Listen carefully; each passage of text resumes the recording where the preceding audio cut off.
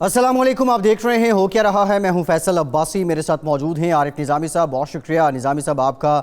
आज Karachi stock market की building पर दहशतगर्दों ने हमला करने की कोशिश की, जिसे नाकाम बना दिया गया। चारों दहशतगर्द हलाक हो गए और इस सारे ऑपरेशन के दौरान एक पुलिस एहलकार और 2 सिक्योरिटी एहलकार हैं, सिक्योरिटी गार्ड हैं, जिन्होंने जाम शहादत नोश किया है। डीजी रेंजर सिंध के मुताबिक 8 मिनट में ये कार्रवाई मुकम्मल की गई और एक बड़े नुकसान से बचाया गया। इससे मुतालिक भी बात करेंगे कि सिग्निफिकेंस क्या है ऐसे मौके पर जब एक जानिब वफाकी हुकूमत कौमी असम्बली में बजट मंजूर कर रही है और दूसरी जानिब स्टॉक मार्केट पे स्टॉक एक्सचेंज की बिल्डिंग पे हमला करने की कोशिश की जाती है। इसके अलावा निज़ामी साहब, जो सियासी महाज हैं वो खासे गर्म दिखाई दे रहे हैं। वज़ीर-ए-आज़म पाकिस्तान ने गुज़श्ता रोज़ इत्तेहादियों को इशाइया दिया, जिसमें काफ लीग ने शिरकत नहीं की। मैंगल साहब पहले से ही नाराज़ हैं, लेकिन आज जो कौमी असम्बली में हुआ, जो बिलावल भुट्टो साहब ने अपनी स्पीच के दौरान तनकीद की, फिर उसका रिस्पॉन्स शाह महमूद कुरैशी साहब ने दिया, पहले वो देख लेते हैं।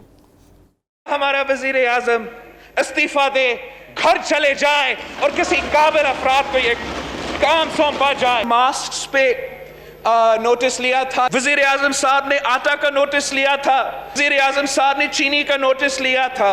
बेहतर ही होगा कि हमारा वज़ीर-ए-आज़म अपने आप को क्वारंटीना में रखे, कोई नोटिस ना ले, कोई तकरीर ना करे, कोई प्रेस कॉन्फ्रेंस ना करे। हम नोटिस लेना बंद कर दे, तुम मुल्क लूटो, हम नोटिस लेना बंद कर दे। तुम कमीशन करो, टैक्स वैक्स खाओ, हम नोटिस लेना बंद कर दे। तुम मनी लॉन्ड्रिंग करो, हम नोटिस लेना बंद कर दे। नहीं नहीं, नोटिस लेंगे, नोटिस लेगा। इमरान आया ही नोटिस लेने के लिए। एक पार्लिमानी लीडर ने कहा इमरान खान इस्तीफा दे दे। क्यों दे दे? फाइनेंस बिल 2020-21 के हक में 160 वोट पड़े, जबकि मुखालफत में 119। ये बजट कसरत राय से मंजूर हो गया है। इस पर निज़ामी साहब बात करेंगे, लेकिन वो दराड़ें जो इत्तेहादियों की और PTI की हैं वो खुलकर सामने आ रही हैं। तारिक बशीर चीमा साहब ने गुज़श्ता रोज़ 92 न्यूज़ के प्रोग्राम क्रॉस टॉक में गुफ्तगू करते हुए क्या कहा, ये भी सुन लेते हैं। जी शिकवे हैं तो शिरकत नहीं की ना, ऐसे शौक से तो नहीं हमने कहा कि हम नहीं आ रहे। तो शिकवे तो भाई बिल्कुल हैं, लेकिन बैठकर उनके साथ उनकी टेबल पे बैठकर हम डिस्कस करेंगे। प्राइम मिनिस्टर की सतह पर ही हल हो सकते हैं, क्योंकि वो प्राइम मिनिस्टर के पैदा करते हैं, उन्हीं की सतह पर हल। निज़ामी साहब, तारिक बशीर चीमा साहब की मुराद क्या है कि शिकवे वज़ीर-ए-आज़म के पैदा करदा ही हैं और वही दूर कर सकते हैं? और जी हाँ, ये तो बिल्कुल वाज़ेह है कि जो शिकवे उनके जो चौधरी बरादरान के या PMLQ के, वो बड़े वाज़ेह हैं। तो जिस तरह के आपने देखा होगा कि मोनू सलाई ने आज साहबजादा अव्वल जो हैं उन्होंने ट्वीट की कि जनाब खाली ये कह देना कि हमने मुद्दत पूरी कर लेना कोई कारनामा नहीं है, बल्कि जो वादे किए हैं वो भी पूरे करने चाहिए कौम से। शायद उनकी मुराद थी कि जो उनसे वादे किए हैं वो पूरे करने चाहिए। तो जो इत्तेहादियों की सूरत हाल है, वो जो ये इशाइया हुआ कल, सबसे पहले तो मुबारकबाद देनी चाहिए जो इशाइये में शरीक थे, क्योंकि पहली दफ़ा इमरान खान साहब ने चाय की प्याली के अलावा वो भी अगर नसीब हो जाए या एक आध बिस्कुट मिल जाए साथ, मटन कोरमा था निज़ामी साहब, कोरमा था, मटर चावल थे, मटन कोरमा। हाँ जी, तो ये तो बहुत बड़ी कामयाबी है इन लोगों की। और इसलिए है कि इत्तेहादियों के दरमियान और PMLQ बिलखुसूस, और दूसरा ये है कि PTI के अंदर ख़ुद जो बगावत की बू है वो सुरांड आ रही थी, बल्कि वज़ीर-ए-आज़म के पॉइंट ऑफ व्यू से। तो और उनको ये मशवरा दिया गया था कि भाई आप मामला दुरुस्त करें, और ये इशाइया बजट की मंजूरी की एक कड़ी थी या कोई कांस्टेंट अमल होगा, ये तो वक्त ही बताएगा। लेकिन जो उनका असेंबली में आना था उस दिन, वो भी इसी हवाले से था कि मैं अपोजिशन के जवाब देने आया हूँ एतराज़ात का, लेकिन मकसद यही था। जी। लेकिन इसका फ़ायदा कोई नहीं हुआ, क्योंकि वो आए, तकरीर की और चले गए। जी। मकसद ये है कि ये अब एक लॉन्ग टर्म मामला होगा प्राइम मिनिस्टर के लिए कि उनको इत्तेहादियों के एतराज़ात दूर करने के लिए और अपनी पार्टी के अंदर जो बगावत है। अब आपको मालूम है ना कि 14-15 लोग ऐसे हैं जो मुसलसल नाराज़ हैं प्राइम मिनिस्टर से, PTI के अंदर, वो अपने ग्रुप की मीटिंग भी करते हैं। आप उसको असद कैसर साहब कल उनको इशाइये में खुसूसी तौर पे मना के लाए। निजामी साहब 12 लोग ऐसे थे जो PTI के थे जो नाराज थे। जी हाँ जी, मैं उन्हीं की तो बात कर रहा हूँ भाई, आप शायद सुन नहीं रहे मेरी बात जी। ये 15 लोग हैं और इनको बना के लाया गया और उनकी डिनर के बाद प्राइम मिनिस्टर से मुलाकात भी हुई। लेकिन ये मामला इतनी जल्दी सुलझने का नहीं है, ये चलता रहेगा आगे। अब 107 वोट मिले प्राइम मिनिस्टर को, पहले इनकी मेजॉरिटी थी PTI की 11 की, अब इनकी 4 और काम होने के बाद 7 लोगों की मेजॉरिटी रह गई है और PMLQ के 5 वोट हैं। तो PMLQ को पता है कि उनका वज़न बढ़ गया, तो बजट तो पास हो गया लेकिन मसाइल जूं के तूं रहेंगे।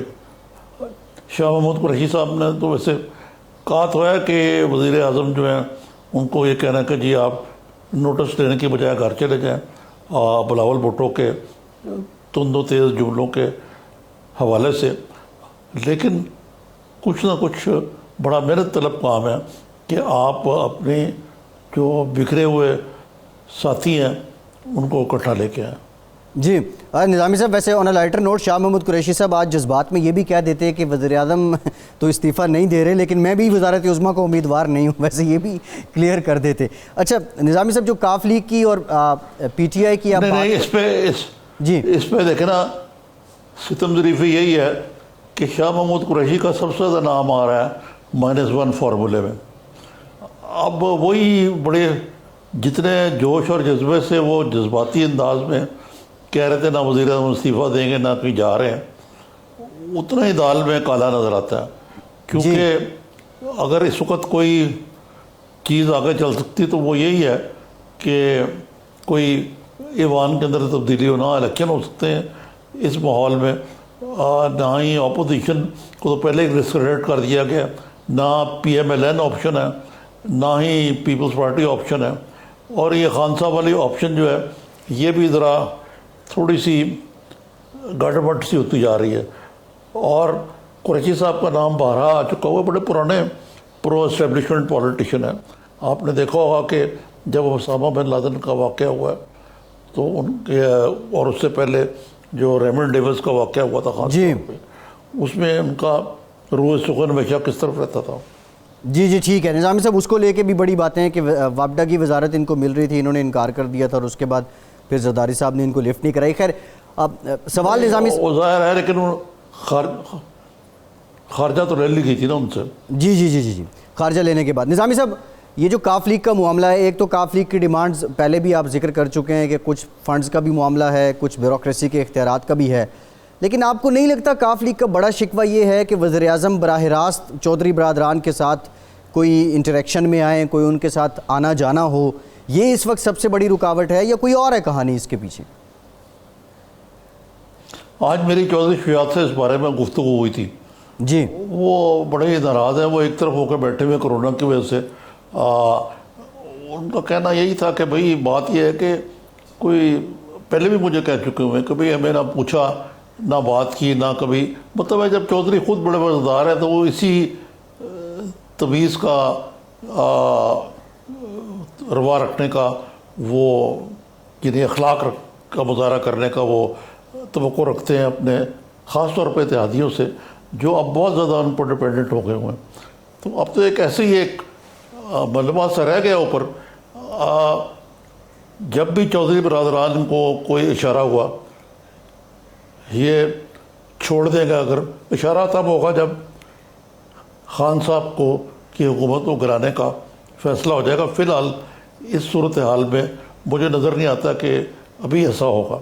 जी ठीक है निज़ामी साहब, एक ब्रेक, और ब्रेक के बाद कुछ आज बजट है उसके सब्सटेंस पे भी बात करेंगे। ओपोजिशन की एक रस्मी मुखालिफत तो जारी रही, लेकिन इस बजट से पाकिस्तान के अवाम की तवक्कुआत क्या और कितना रिलीफ मिल सकता है, इस पे बात करते हैं। हमारे साथ रहिए।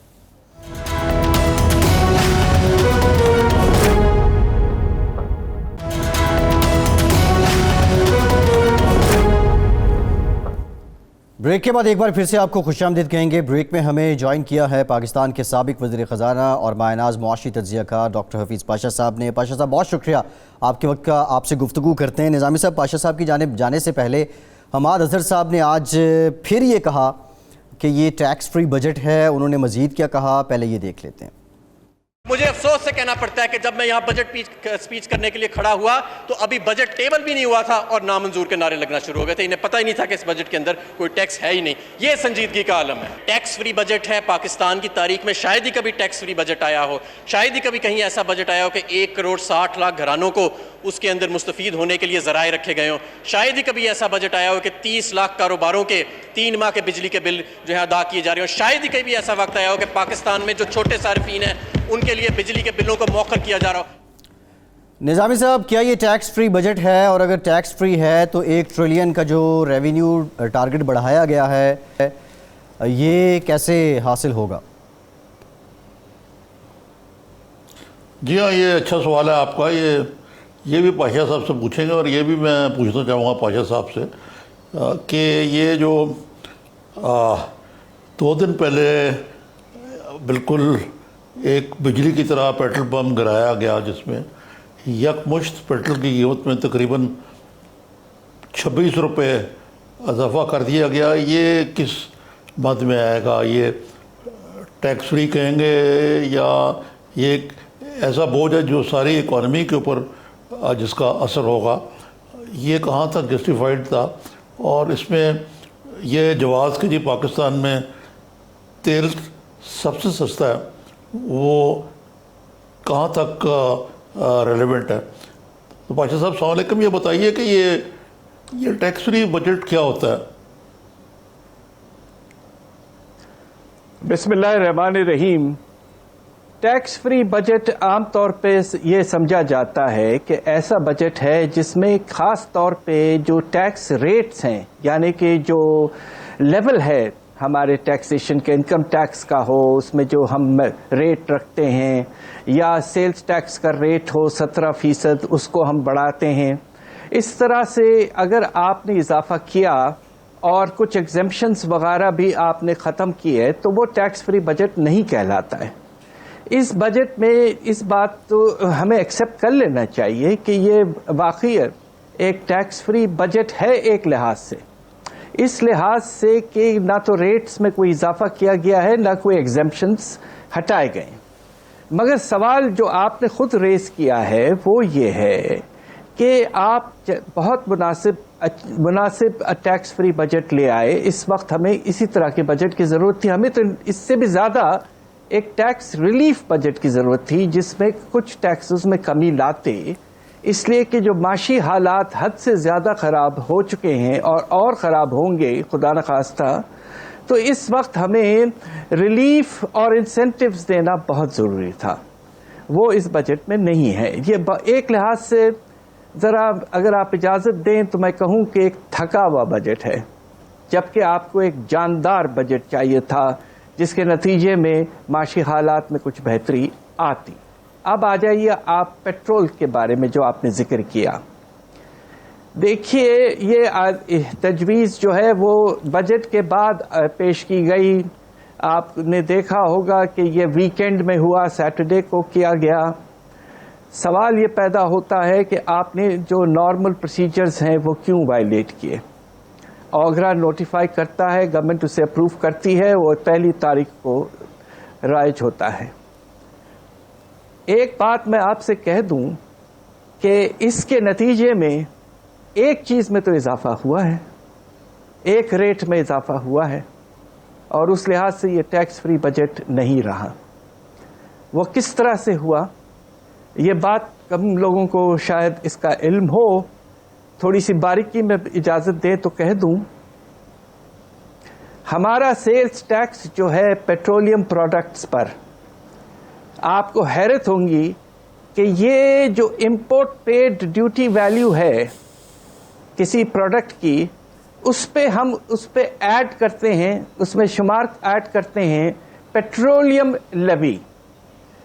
तो इसके नतीजे में चूंकि आपने पेट्रोलियम लेवी को वही रखा तकरीबन 30 रुपए, अगर ड्यूटी पेड वैल्यू में इजाफा हुआ है تو افیکٹولی سیلز ٹیکس کی ریونیو میں اضافہ کر لیا ہے آپ نے. تو یہ ایک طرح سے ریٹ انہانسمنٹ ہوا ہے. آپ کو یہ بھی بات سن کے حیرت ہوگی کہ کچھ سال پہلے پیٹرولیم لیوی کے اوپر سیلز ٹیکس لگایا جاتا ہے، یعنی کہ 2 گنا ٹیکسیشن، 2 دفعہ ٹیکسیشن ہوتا ہے پاکستان میں. یہ غلط ہے، اور اس کے نتیجے میں سیلز ٹیکس کے ریونیو میں تقریباً 5 روپے زیادہ ریونیو مل جاتا ہے آپ کو. تو یہ سارا ریونیو کا کھیل ہے اور یہ بڑھایا گیا ہے.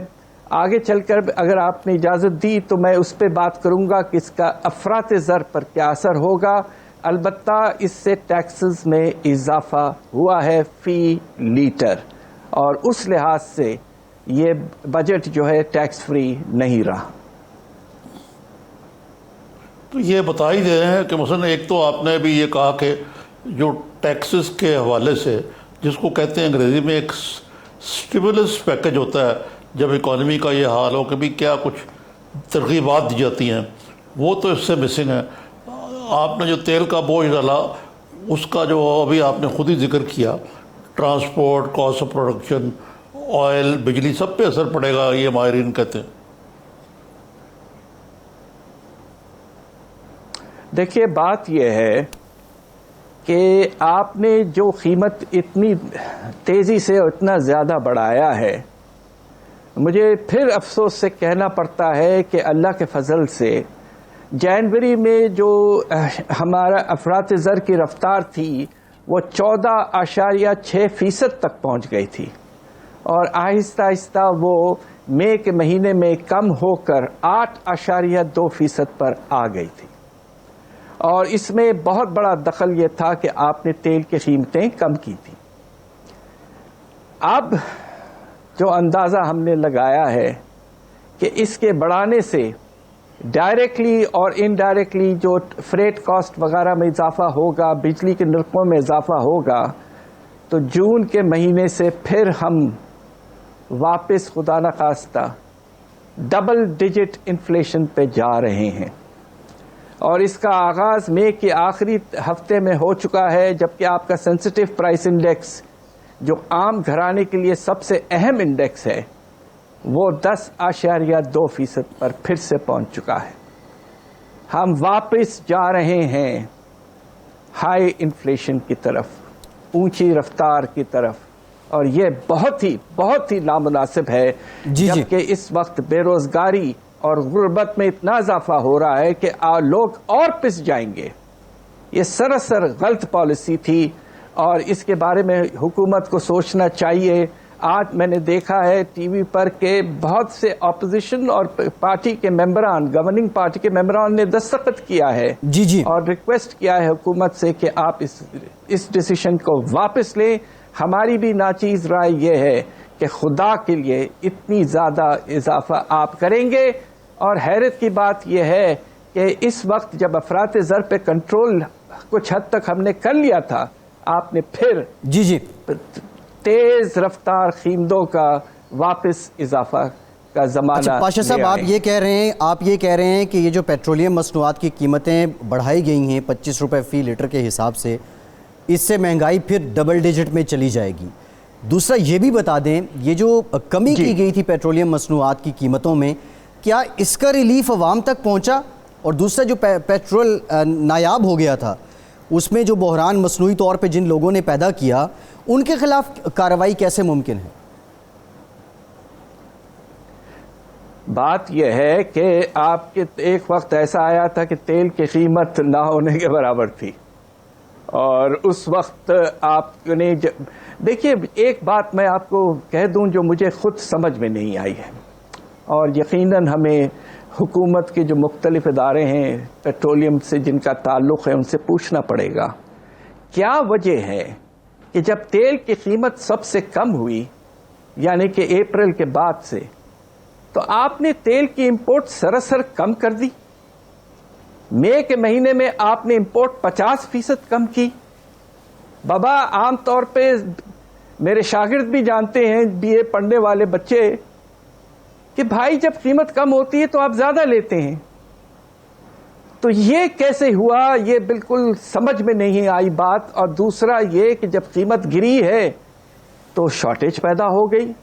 اور اس سے تھوڑا سا اندازہ اس بات کا بھی ہوتا ہے کہ جو انوینٹریز تھے آپ کے مختلف کمپنیز کے پاس، اسٹاک جو بھی بچا ہوا تھا، اس پہ انہوں نے پیسہ بنانے کی کوشش یقیناً کی ہے.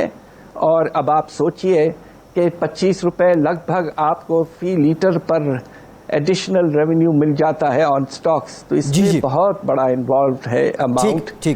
اس کو سارا انویسٹیگیشن کی ضرورت ہے. It has to be properly investigated what happened, why imports fell, why there was a shortage, and now suddenly after the rise in price, petrol is available. جی یہ باتیں سب دیکھنے والی ہیں. افسوس ہوتا ہے. ٹھیک ہے پاشا صاحب، ایک بریک لیتے ہیں. بریک کے بعد جب واپس آئیں گے، جو اوگرا کی فائنڈنگز ہیں وہ کہہ رہے کہ پیٹرولیم ڈویژن کی طرف سے مس مینجمنٹ تھی، تو تب یہ بحران پیدا ہوا. دوسرا ایک آڈیٹر جنرل کی رپورٹ بھی آئی ہے، اس پہ بھی بات کریں گے. ہمارے ساتھ رہیے.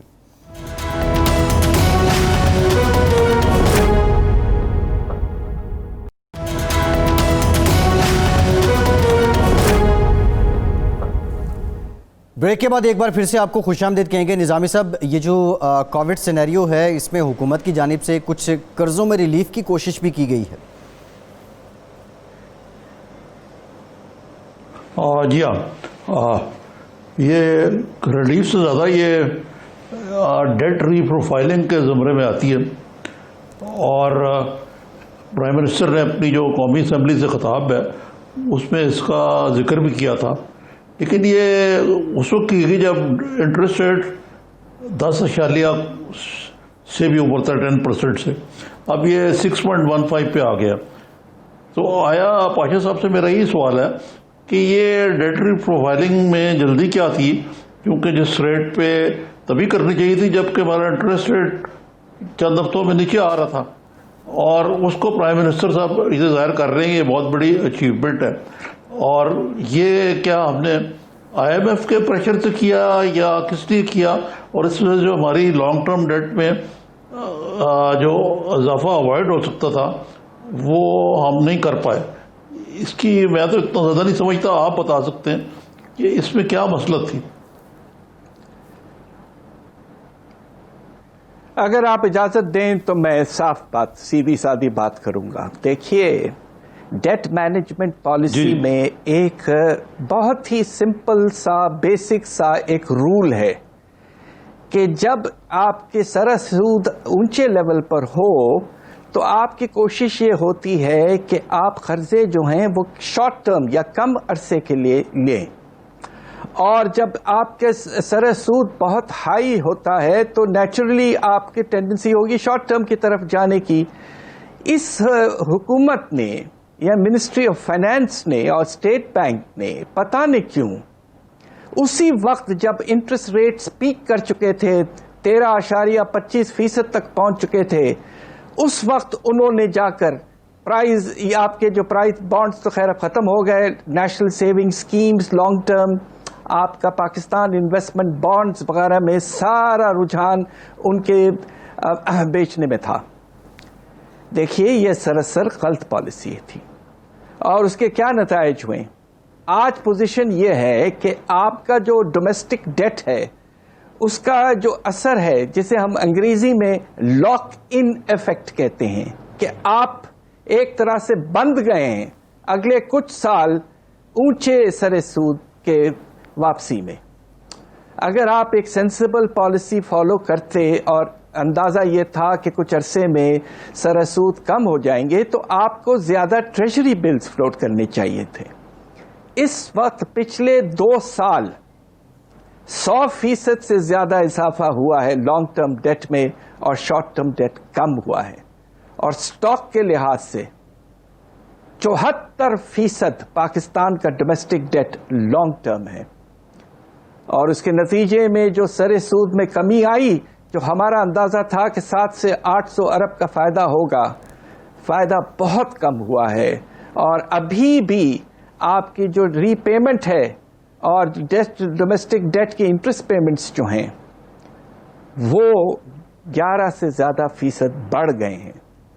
یہ مجھے افسوس سے کہنا پڑتا ہے، اس پالیسی کے نتیجے سے تقریباً 1800 ارب آپ نے بجٹ میں کاسٹ بڑھایا ہے. جی تو with all due respects to the Honorable Prime Minister, this was a fundamentally wrong policy and they should not have, یہ نہیں کہنا چاہیے تھا کہ یہ بہت مناسب پالیسی ہے.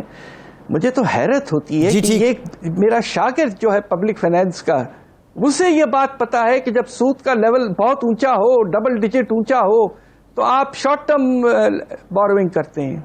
یہ جا کے انہوں نے لانگ ٹرم کر دی، اور لوگ خریدنے کے پسند کرتے ہیں اس وقت انہیں پتا ہے کہ یہ ریٹ تو کم ہونے والا ہے، تو اچھا ہے 3 سال 5 سال 10 سال کے لیے خرید لو تو فائدہ ہوگا. جی ٹھیک. جی نظامی صاحب. This was a very unfortunate policy. جی یہ پایا صاحب، یہ جو IMF نے ہماری گروتھ ریٹ کو پھر بالکل ہی 1% مائنس کر دیے، ہم کہہ رہے ہیں 2.1% ہوگا. یہ تو مقصد ہے کہ یہ جو آئندہ جو نیا سال چڑھ رہا ہے، یہ اس میں تو اقتصادی بدحالی جو ہے اس میں اضافہ ہی ہوتا نظر آ رہا ہے بجائے کوئی بہتری کے. بات یہ ہے کہ اس سال آپ نے کہا کہ شرح نمو جو ہے منفی 0.4%، وہ بھی آپ نے کم بتایا ہے. ہمارا اندازہ ہے، ہم نے زندگی گزاری ہے ریسرچ میں ان چیزوں پر، کہ کم از کم منفی یہ 1.5% ہے یہ، اور اس کے 2 بہت بڑی وجوہات ہیں. آپ کا لارج اسکیل مینوفیکچرر سیکٹر جو ہے، گورنمنٹ کہتی ہے اپنے اکنامک سروے میں کہ اس میں 7.8% کی کمی آئے گی، جبکہ اپریل کے مہینے تک 10 مہینے میں ہی وہ 9% گر چکا ہے. سال میں پورا جب گزرے گا سال تو 11 سے 12% گر چکا ہوگا. دوسری طرف انفارچونیٹلی جو لوکسٹ کا اٹیک ہے، اس کا جو خدا نخواستہ نیگیٹو امپیکٹ کافی سگنیفیکنٹ ہوگا، اس کے بارے میں کوئی ایڈجسٹمنٹ نہیں کی گئی ہے. ماشاءاللہ بڑا اچھا ایگریکلچرل گروتھ ریٹ دکھایا گیا ہے جو کہ نہیں ہوگا. اس سال بہت برا گزرا ہے، اور آنے والے سال میں اب آپ یہ سوچئے کہ آپ کے ایکسپورٹس 45% گرے ہیں مئی میں، آپ کے ریمیٹنسز جو ہیں 19% گرے، آپ کا لارج اسکیل مینوفیکچرنگ اپریل میں 40% گرا. ایسی گراوٹ ہم نے تاریخ میں نہیں دیکھی. میں 40 سال سے پاکستان پہ کام کر رہا ہوں، کبھی میں نے اس طرح کی گراوٹ نہیں دیکھی. تو آپ کے کچھ کم از کم یا 2 سال آپ کا شرح نمو منفی میں رہنے کا خطرہ ہے.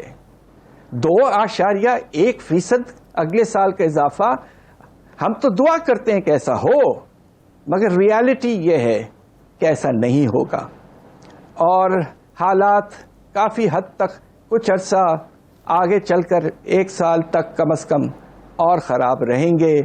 اس میں افسوس کی بات یہ ہے کہ بے روزگاری میں اور اضافہ ہوگا خدا نخواستہ، ٹھیک، اور غربت میں بھی. ٹھیک. بہت شکریہ ڈاکٹر حفیظ پاشا صاحب، بہت شکریہ. آپ کے بریک لیتے ہیں، بریک کے بعد جب واپس آئیں گے آج جو اسٹاک ایکسچینج اٹیک ہے، یہ جو واقعہ ہے، اس سے متعلق بھی بات کریں گے، اور کچھ ادارہ جاتی اصلاحات جو PTI کے منشور میں شامل تھی وہ کہاں تک پہنچی، اس پہ بھی بات کریں گے. ہمارے ساتھ رہیے.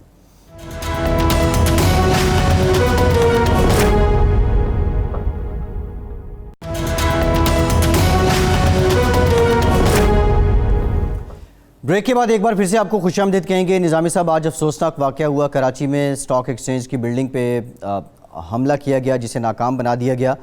سوال میرا آپ سے یہ ہے کہ ایک جانب وفاقی حکومت بجٹ منظور کر رہی ہے، دوسری جانب ایسا واقعہ ہو جانا، ہڈن میسج کیا ہے اس کے پیچھے؟ دیکھیں، دہشت گردی کا سیدھا سادہ واقعہ ہے، اور اس کے کلاب را سے اور BLA سے، نام نہاد BLA سے ملتے ہیں، اور یہ بڑے سوچ سمجھ کے یہ ٹارگٹ چنا گیا ہے. اسٹاک ایکسچینج کی بلڈنگ پہ اٹیک نہیں، بلکہ جہاں اسٹاک ایکسچینج کا کاروبار ہوتا ہے ادھر اٹیک کیا جائے، تاکہ پاکستان کی اکانومی جو پہلے ہی بیٹھی ہے اس کو اور ڈیمیج کیا جائے. اور ان کا ارادہ کوئی وہاں لمبا ہوسٹیج رکھنے کا اور لوگوں کو مارنے کا تھا. یہ بامبے سٹائل اٹیک تھا. لیکن اس میں یہ بات جو ہے وہ ماننی پڑے گی کہ ایز فرسٹ رسپونڈرز ہماری جو پولیس ہے اس نے بڑا ہیروئک کردار ادا کیا. جی جی جی جی اہلکار شہید بھی ہوا جی. اور ابھی اس وقت رینجرز نہیں آئے تھے جب انہوں نے یہ کام کیا جی. اور ان کو اندر روکنے سے رکھا اور 2 دہشت گرد تو وہیں ڈھیر ہو گئے. اور اگر آپ ویڈیو پہ دیکھیں تو وہ سامنے نظر آتے ہیں آپ کو گرے ہوئے. جی بالکل ایسے نظامی صاحب ہم دکھا بھی رہے لینے کی ہیں. باری آتی ہے, ہاں جی, جب کریڈٹ لینے کی باری آتی ہے تو بیچارے پولیس والوں کا نام لیا جاتا ہے آلسو رین میں. جی ہمیں ٹھیک ہے. چاہیے کہ یار اپنے جو پولیس کے مورال کو بلند کر کے کوئی کریڈٹ دیں. اس کے علاوہ جو پرائیویٹ سیکورٹی گارڈ سے ان کا بھی ایک رول ہے.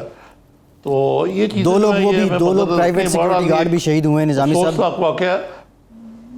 جی جی جی جی یہی میں عرض کر رہا ہوں نا. اور اس کے علاوہ یہ چیز ہے کہ یہ کہنا کہ ہم نے دہشت گردی کو جڑ سے اکھاڑ سے پھینک دیا ہے, آج اس بات کو تسلیم کیا گیا ہے جی. کہ وہاں سلیپر سیل ہیں, سیف ہاؤسز موجود ہیں, اور جس طرح کا اسلحہ جدید قسم کا وہ لے کے آیا تھا اور جس تعداد میں, اس کا مطلب ہے کہ ٹھیک ہے ہم نے سانپ کو زخمی تو کیا, وہ جو پھنکار رہا ہے اب دہشت گردی کا, جی لیکن یہ مرا نہیں ابھی. اور یہ لوگ جو ہیں یہ کراچی میں انہوں نے اپنے گھات لگا کے بیٹھے ہوئے ہیں, اور ان کی کو نہ کو پراپر چیکنگ ہے نہ پراپر انٹیلیجنس ہے ہمارے پاس.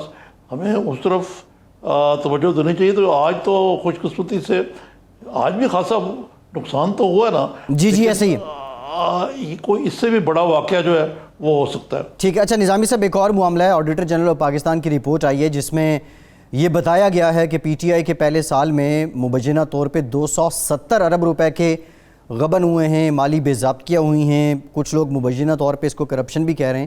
سوال میرا یہ ہے کہ پی ٹی آئی نے اداروں کی ریفارم کرنی تھی, یہ فائنینشیل لیکیجز کا سلسلہ کیوں نہیں رک سکا؟ اس پہ تو میں کوئی زیادہ تبصرہ نہیں کرنا چاہتا, یہ فگرز خود ہی بول رہے ہیں. آج اگر یہ کہا گیا ہے کہ جناب پرائم منسٹر صاحب نوٹس لیتے ہیں اور پھر آگے وہ نوٹس کا الٹا اثر پڑتا ہے, شاہ محمد قریشی نے جواب دیا کہ وہ آپ ہی کرپشن کا نوٹس لیں گے. لیکن وہ منجی تھلے ڈانگ پھیر کے دیکھیں نا تو ان کو پتہ لگے کہ یار آپ نے نہ صرف اداروں کو تباہ کیا ہے بلکہ ان کو ٹھیک نہیں کر سکے, ریفارم نہیں کر پائے, بلکہ ہر روز آپ کی نااہلی کے نئی داستانیں جو ہیں وہ ثبت ہو رہی ہیں. جی اچھا نظامی صاحب آپ نے شاہ محمود قریشی صاحب کا ذکر کر دیا ہے. وفاق میں تو قافلے کی ایک کھنچاتانی چل رہی ہے. یہ آپ لاہور میں ہیں, یہ پنجاب کی ہوائیں کیا کہہ رہی ہیں؟ بزدار صاحب کے حال احوال کیسے ہیں؟ بزدار صاحب کے حال ویسے تو بظاہر تو ٹھیک ہی لگتے ہیں, لیکن یہاں بھی کچھ ہل جل ہو رہی ہے. اٹک سے ہیں ممبر صوبائی اسمبلی پنجاب یاور بخاری صاحب, یہ جو ہمارے اس وقت ایک قسم کے آپ کہیں کہ ان کراؤنڈ ڈپٹی ہیں پرائم منسٹر کے, زلفی بخاری, ان کے کزن ہیں. پہلی تو وہ آئے ہیں اسمبلی میں, ان کا نام چل رہا ہے کہ جی وہ ان کے قرعہ فعال ان کے نام نکلنے والا ہے وزارت اولیاء کا. سب سے پہلے تو یہ نہیں پتہ لگتا کہ بزدار صاحب سے کیا شکایت ہے. وہ ان کے وسیم اکرم پلس ہیں خان صاحب کے, تو ایک دم ان سے کیا شکایت پیدا ہوگی. یہ لگتا ہے کہ کچھ ارکان ہیں جو ہیں, یہاں بھی بہت بڑا گروپ ہے صوبائی اسمبلی میں بھی, پی ٹی آئی کے بھی ہیں, وہ خاصے ناراض ہیں ان سے. اور اس باری میں حکومت کو بالکل تردید کرنی چاہیے اس چیز کی, ٹوک کے جی کوئی نہیں آ رہا اور وہی رہیں گے. یہ تو پہلی بار سن رہے ہیں نظامی صاحب, جو ہیں بگڑ سکتے ہیں. یاور عباس بخاری صاحب کا نام پہلی بار سن رہے ہیں. دوسرا یہ بتا دیں یہ محض پریشر گروپ کی حد تک کیا یہ سنجیدہ کوشش ہے بزدار صاحب کو بدلنے کی؟